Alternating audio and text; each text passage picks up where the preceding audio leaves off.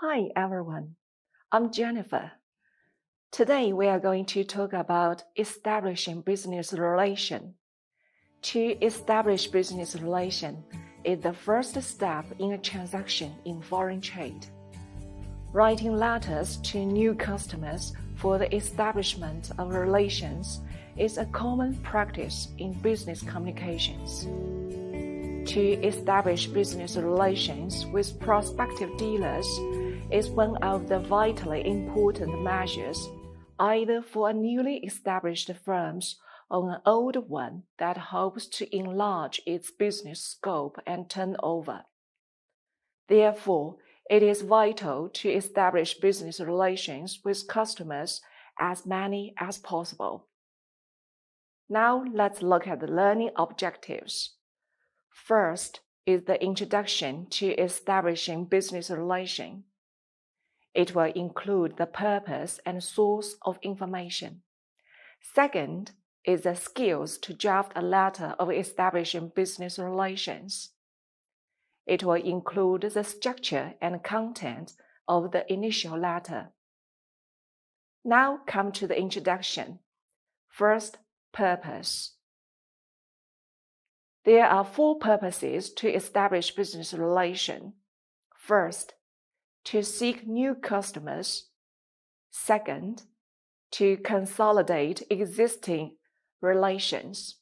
Third, to expand new markets.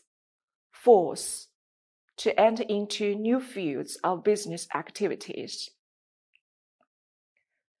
Second, source of information.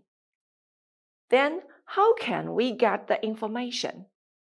Firstly, we can refer to some websites.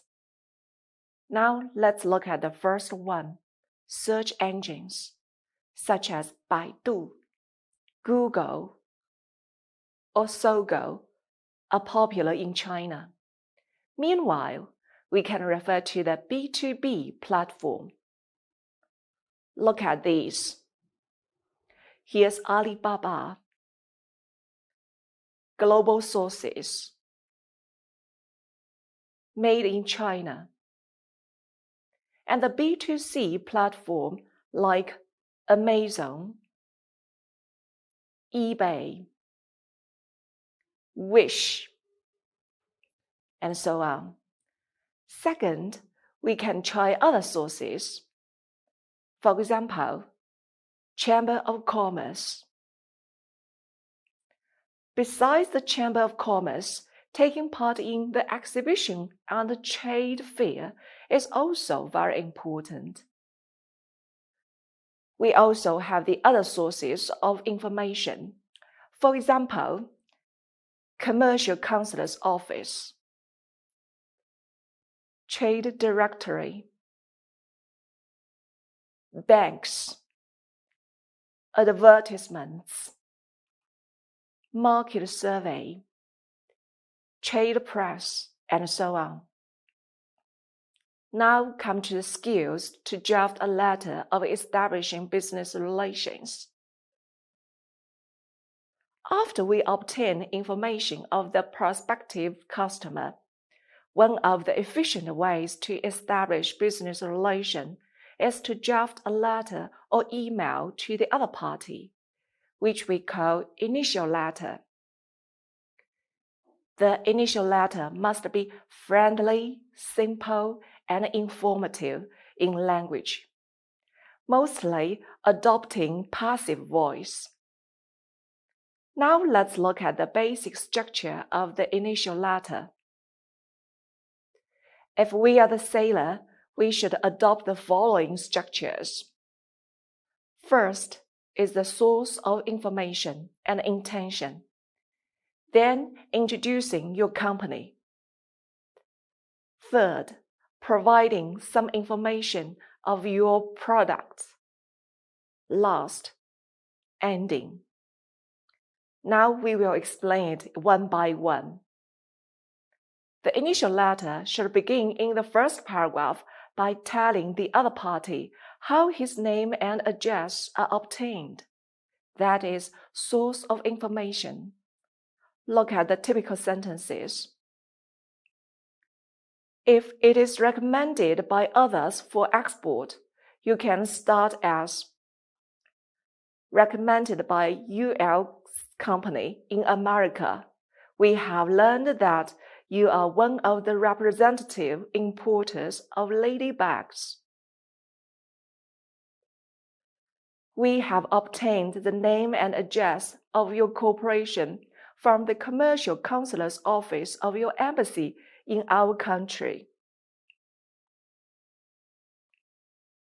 We owe your name and address to the commercial consular's office of the embassy in Beijing.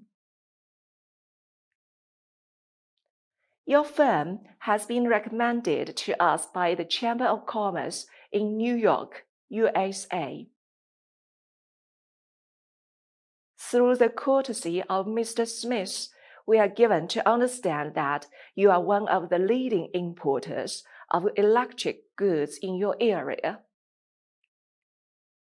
If you find the information on the internet, you can start as finding your name and address from the internet.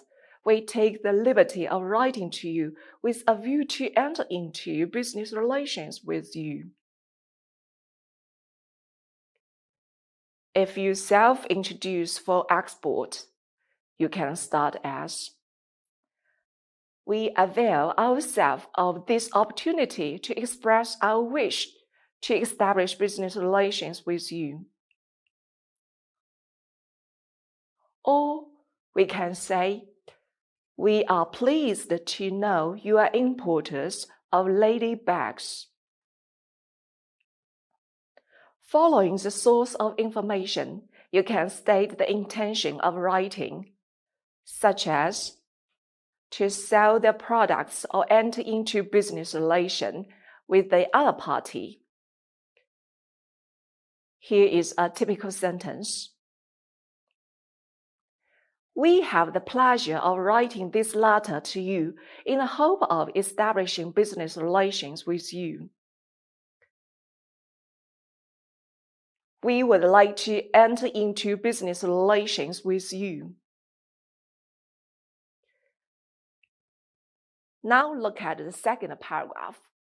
In the second paragraph of your initial letter, you should introduce your company by emphasizing the strengths and scope of business, which will arouse the buyer's interests.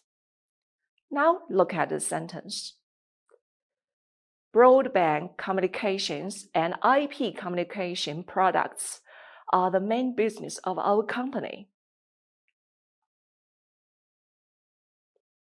We have been in business as an importer of sports shoes since 1990 and enjoy a high reputation in this line.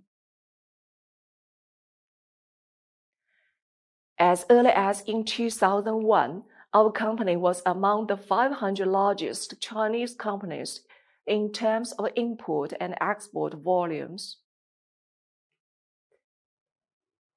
Our lines are mainly printed bed covers. There are additional expressions like we are in the line of. Our lines are mainly in. We specialize in. We deal in or deal with. In the third paragraph, you can provide some information to the buyer for their reference, such as catalog, price list, or samples. Look at the following typical sentences. For your reference, we are sending you the samples and catalogs. Enclosed, please find our latest catalog and price list. We are emailing you the sample as you required. In the final paragraph, we can close the ending by expressing wishes for response. For example, looking forward to your early reply. Awaiting your favorable reply. What's more, you can indicate your sincere wishes for cooperation. Look at the example. We are willing to enter into business relations with you on the basis of equality and mutual benefit. Finally, let's look at the sample letter. There you can see the first paragraph indicating the source of information. The second paragraph introduces the company, and the writer goes further to express his intention by "we shall be pleased to enter into business relations with you." The third paragraph is to provide the information and invite the specific inquiry of the buyer. Finally, they end the letter by indicating the early reply. Well, today we've learned the purpose and the source of established business relation and the skills to draft a letter of establishing business relation. After you send your mails to the potential customers, you should keep good records of them and keep them posted about the latest market information of your new products, even if they don't reply to your mails. So, before I finish today's lesson, I will leave you 2 questions. Question number 1. Think about how to reply the above letter. Question number 2. What points should be included in the reply? Okay, that's all for today. Thank you for watching. See you next time.